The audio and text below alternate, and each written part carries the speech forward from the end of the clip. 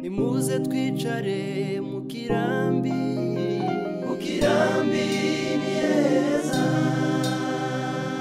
Menyira kivuruga mwese nimuze tuje mu kirambi ni heza. Mukirambi.com Mukirambi TV 1. Kwifurije igitondo cyiza shiti muvandimwe mukunzi ibiganiro za Mukirambi TV 1 n'amakuru tubagezaho umunsi ku wundi. Umunyamakuru ni Faustin Byiringiro muzukanye muri aka gatondo k'uyu munsi wa gatanu iminsi 18 mu kwezi kwa karindwi mu mwaka wa 2025. Reka mbaheze ikaze ku makuru yacu aho tuza kwibanda cyane ku makuru y'umutekano mu misozi miremire ya Teritware ya Uvira hariya Igahororo, ubwo nyeshamba za Maimai zifatikanyije n'igisirikare cya Kongo n'abarundi bagavye igitero kuva ku munsi w'ejo ku mugoroba mu masaha 8 ya kumanywa bakaza kugeza mu mugoroba intambara ikirimo, aho intambara yaje gutandukanywa n'umwijima, ariko mu gatondo mu rukerera cyane kakare k'uyu munsi wa kane bucye na gatanu haje kuba umuco. Uwo muco waturutse Faustin, umuco waturutse ku isomo aho amadubu ya Fandi Charles Sematama yahaye isomo ridasanzwe ihuriro ry'abasirikare ba Kongo, Barundi, FDLR ndetse n'abazalendo mu mazi ni hafi ya za Masango, aho umwanzi yari yaraye nyuma y'uko agabye igitero cyo guhungabanya umutekano w'abaturage barindiwe na Twigwaneho ari Igahororo. Ariko mu rukera amasaha 4 agera kuri 10 amasaha murambabarira 10 kugeza saa 11 zo mu rukerera habonetse isomo ridasanzwe ku ruhande rw'abasirikare ba Kongo n'abambari babo, bakaba bahaboneye uruva gusenya. Ni intambara twaye umwanya utari muremure, ariko utanga isomo rirerire cyane mu buryo harimwo introduction ma chapitre na development. Ndavuga ibyo bahuye nabyo ntabwo bazabibagirwa mu mateka.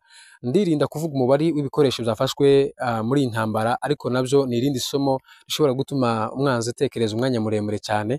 Ariko ndaza kugaruka cyane ku mubare w'abarenga 20 bafashwe mpiri muri iki gitero cyabaye mu rukerera bw'uyu munsi wa kane buca ari na gatanu. Kugeza amasaha mbatunganye zino nkuru masaha 12 za mu gitondo, nyeshamba za Maimai ya Barundi, FARDC ndetse na FDLR bahuye n'isomo ridasanzwe, aho kugeza amasaha n'ibibira bahungiyemo ariko haza umwe banza ari kugenda nko kwireportinga, ariko no kuza gutanga indamukanyo gatoya bamubwira ati urakaze aho uri, ni mu turere dufitemwo isezerano ry'Imana, ngaha waruje kureba ubanza uharebe. Bivuze kuko mubari uza kwiyongera umwanya n'umwanya bitewe nuko byagenze.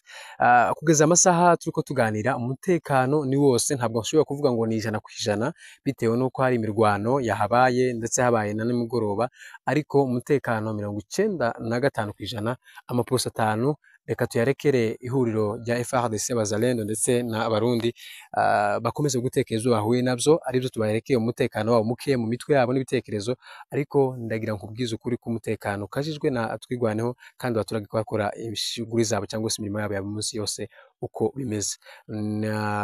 Agasketch kaciye, ako gasketch katanze isomo rizotuma batwa igihe kirekire. Murakoze cyane. Amajepfo y'akarere ka Minembwe n'amahoro za Rugezi, za Mikenke ndetse n'indondo yo hagati. Ndabashimiye cyane. Umunsi na gatanu abaturage ko baritegura kuja mu isoko ya gatanu hano mu karere ka Minembwe, ndetse n'abanyeshuri bo mu mwaka wa 2 wa segonderi ko baritegura kuja kurangiza ikizamini cya leta batangije ku munsi wa kane ejo, cyatangijwe ku mugaragaro hano mu karere ka Minembwe na vice guverineri w'intara Kivu y'Amajepfo Gadi Mukiza Nzabinesha. Faustin, ndabashimiye cyane kuba